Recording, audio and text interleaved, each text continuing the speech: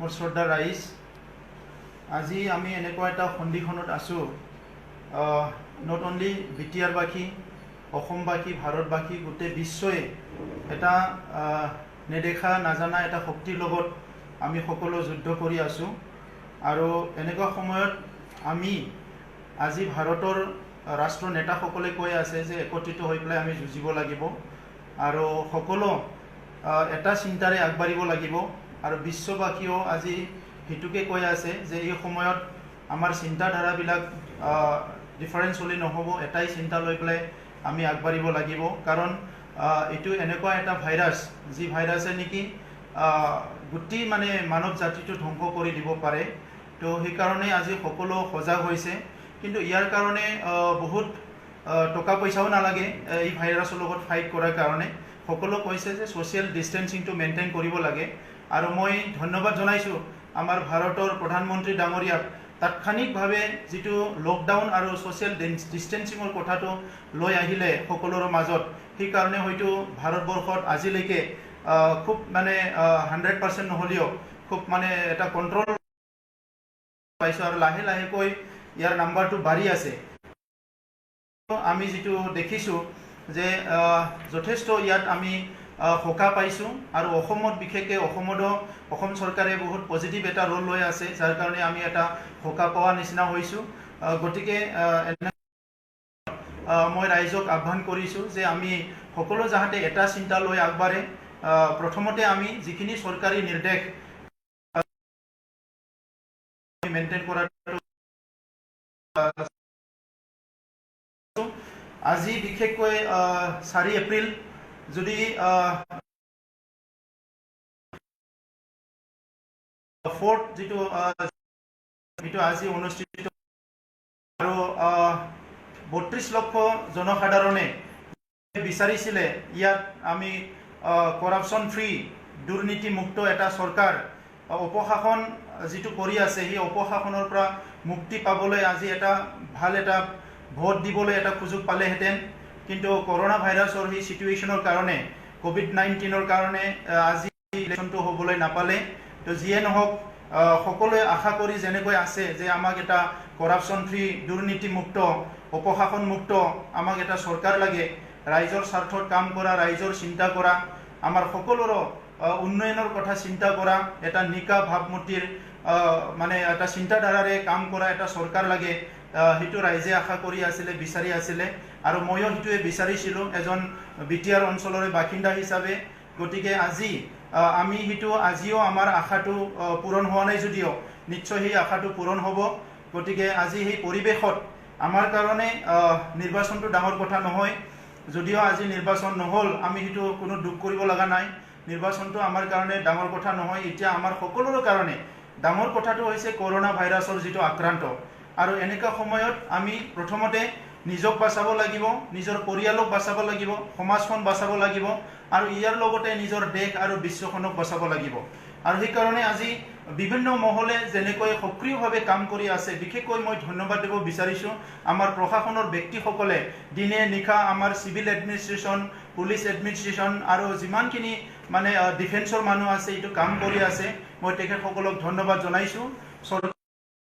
মানুহসকলে দিনে নিশা কাম কৰিছে, মই তেখেতসকলক ধন্যবাদ জনাইছোঁ। তাকে ওপৰত যিখিনি আজি মেডিকেল ডিপাৰ্টমেণ্ট, হেল্থ ডিপাৰ্টমেণ্টত যিসকলে কাম কৰি আছে, ডক্টৰ, নাৰ্ছ, পেৰামিলিটাৰী, যিটো পেৰামেডিকেল ফ'ৰ্চ,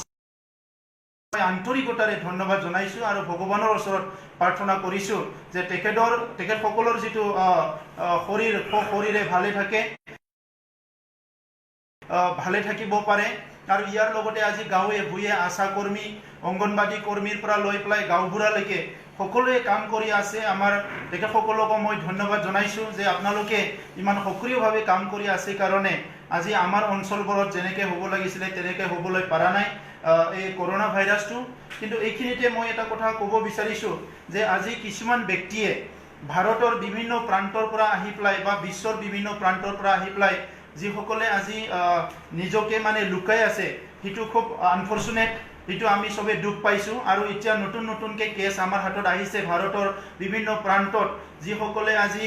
সেই ইনফেক্টেড মানুহবিলাকৰ টাচত আহিছিলে বা ওচৰত আহিছিলে বা কিবা এটা শ্বেয়াৰ কৰিছিলে সেই মানুহবিলাকে লুকাই আছে মই দুষ্কৃতি বুলি তেখেতসকলক ক'ব বিচৰা নাই কিন্তু চৰকাৰক সহযোগ নকৰা সেই ব্যক্তিসকলক মই আহ্বান কৰিব বিচাৰিছোঁ যে মানৱতাটো আপোনালোকে অলপ বুজি পাওক মানৱতাটো আপোনালোকে অলপ চিন্তা কৰক আৰু আপোনাৰ কাৰণে আপোনাৰ ঘৰখনৰ যদি কোনোবা এজন ব্যক্তি বিপদত পৰিব লাগে আপোনাৰ সমাজৰ কোনোবা এজন ব্যক্তি বিপদত পৰিব লাগে ইয়াতকৈ দুৰ্ভাগ্যজনক একো নহ'ব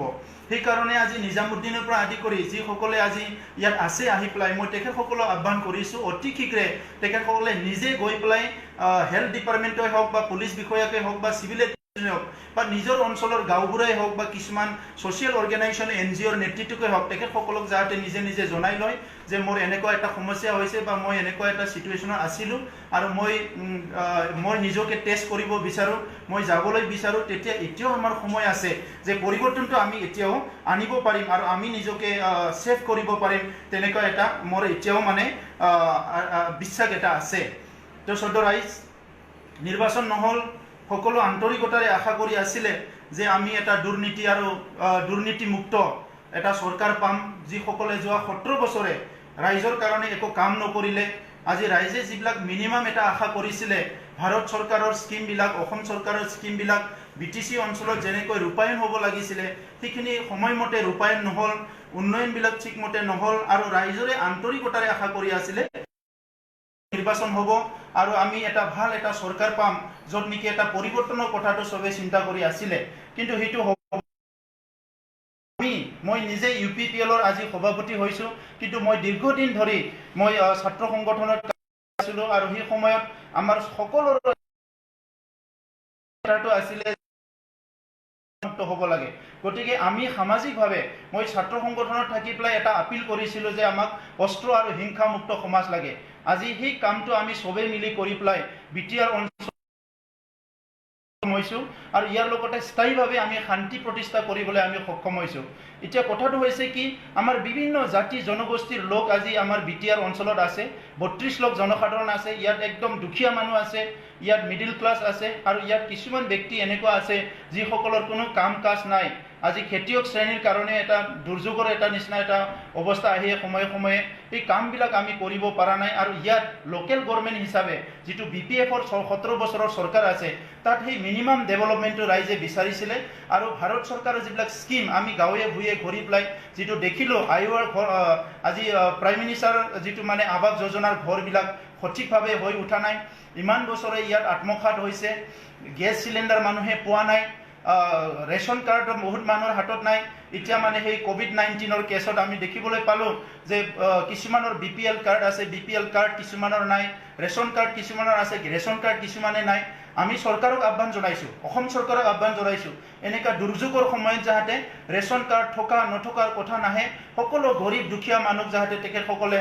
ৰিলিফটো মানে ডিষ্ট্ৰিবিউট কৰে সমানে সকলোকে ডিষ্ট্ৰিবিউট কৰে কিন্তু এই যে ইমান বছৰে যে এইটো নহ'ল লোকেল গভৰ্ণমেণ্টৰ এইটো দায়িত্ব আছিলে তেখেতসকলে আজি হেভি ইণ্ডাষ্ট্ৰি কৰিব নোৱাৰে ডাঙৰ ডাঙৰ স্কিম কৰিব নোৱাৰে কিন্তু আয়োৰ ঘৰটোতো দিব পাৰে ৰেচন কাৰ্ডটোতো দিব পাৰে গাঁৱে ভূঞে ৰাস্তা ঘাটটোতো বনাই দিব পাৰে আমাৰ LP স্কুল হাই স্কুলৰ সমস্যা সমাধান কৰিব পাৰে আৰু নিবনুৱাসকল আজি হাজাৰ হাজাৰ নিবনুৱা এই কৰোনা কেছত আমি দেখিবলৈ পাইছোঁ আমাৰ হাজাৰ হাজাৰ ল'ৰা ছোৱালী এতিয়া কেৰালাত আছে আবদ্ধ হৈ পেলাই হাজাৰ হাজাৰ ল'ৰা ছোৱালী গুজৰাটত আছে গোৱাত আছে এতিয়া আমি সব গম পালোঁ যে এতিয়া হাজাৰ হাজাৰ মানুহ আবদ্ধ হৈ আছে তেতিয়াই গম পালোঁ যে সেই ল'ৰা ছোৱালী কিয় গৈছিলে